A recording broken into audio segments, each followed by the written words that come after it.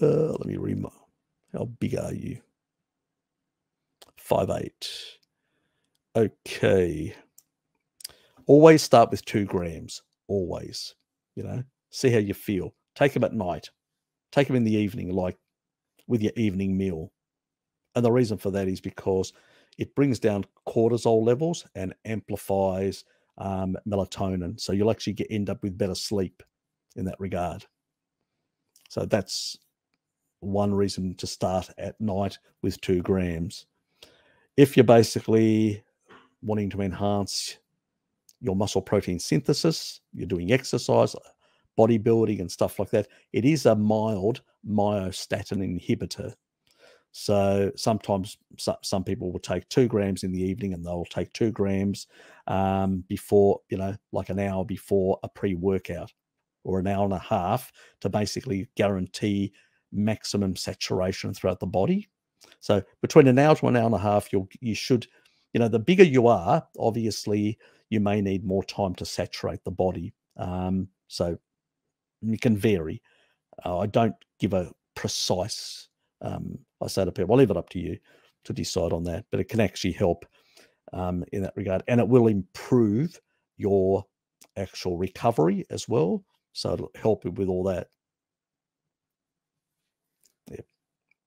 Well, in the daytime, if you take Lukey taurine, it shouldn't make you sleepy unless you've actually disturbed your sleep patterns in any way, your circadian rhythms. But in the evening, it will make you sleepy. So the more people take, sometimes people, because I've got a lot of stress levels, they tend to go, I'm really stressed out of my mind, I can't sleep. I'll say, well, take 6 grams in the evening. And I can tell you, they get to sleep, and their stress levels go down, and they calm. They go, oh yeah, they chill out. They got problems, but they've started to chill out, and they can tolerate anxious moments with their families, so to speak. So it depends. I usually start people at that low level, get the body to get used to it, because most people, if they eat a lot of animal foods, they will get anywhere between 0.5 to 1.5, maybe 2, if they eat a lot of seafood, grams per day. Okay. Now, the higher levels are more for therapeutic reasons. And the reasons why, I usually recommend to some people is because they may have a lot of sulfur depletion. They may have oxalates, which are depleting. They deplete a lot of taurine, oxalates, and a lot of the other sulfur amino acids, which isn't good for methylation. But that's for another day, another story. So there are also can be, mold exposure at work or home or whatever that can actually reduce your sulfur.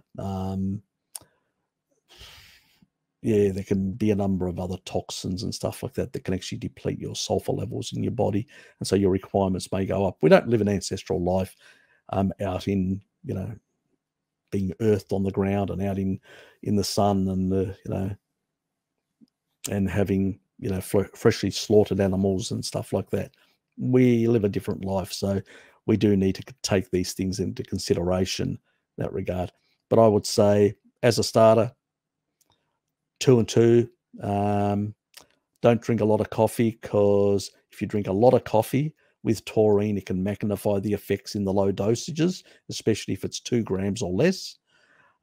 If you're basically, usually people have to go like double, like to 4 grams before they can actually overcome the effects of, and it depends on the people. Sometimes that's with slow methylators. If you're a fast methylator like I am, it makes no difference. It doesn't affect me at all, because I clear caffeine out of my system very fast. So it depends on your genetics again, and I don't know your genetics. So I'm just giving it sort of a generalized coverage on that. I've done a video on insomnia and covering carnivore and insomnia in that regard. And there's also some videos in regards to medications. So like the key medications that I'm concerned about is blood pressure meds and lithium for people with neurological, because it does retain lithium. So you have to go and get your lithium adjusted down, and then slowly get off the lithium, because the pathways that lithium affects, taurine does as well, GABA. It increases GABA, it calms you down, it actually does all that sort of stuff. It's a much safer way, calming yourself down in an ancestral way, rather than with lithium or other medications. So anyway, but again, this is not medical advice. You need to go to a practitioner and get those things adjusted. So even with blood pressure meds, you need to go to your doctor and basically take small doses of taurine, then go and get your blood pressure meds adjusted. And that's why another reason why people, when they go on a carnivore diet, it's the taurine in the carnivore diet that actually brings down their blood pressure, normalizes a lot of those things. But if they're not getting enough, they may not get exactly, they may have a bit of disturbances and stuff like that. Supplemental a bit, or eating a bit of seafood that's got a bit more, tends to sort out that problem for them. So it depends.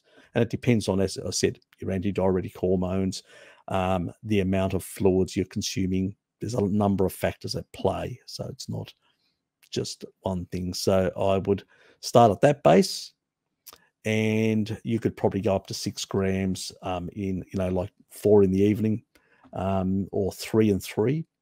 You may want to do it like that. If you're doing a lot of like weightlifting and stuff like that, I don't know exactly what you do with your life. So play around, see what sort of works for you.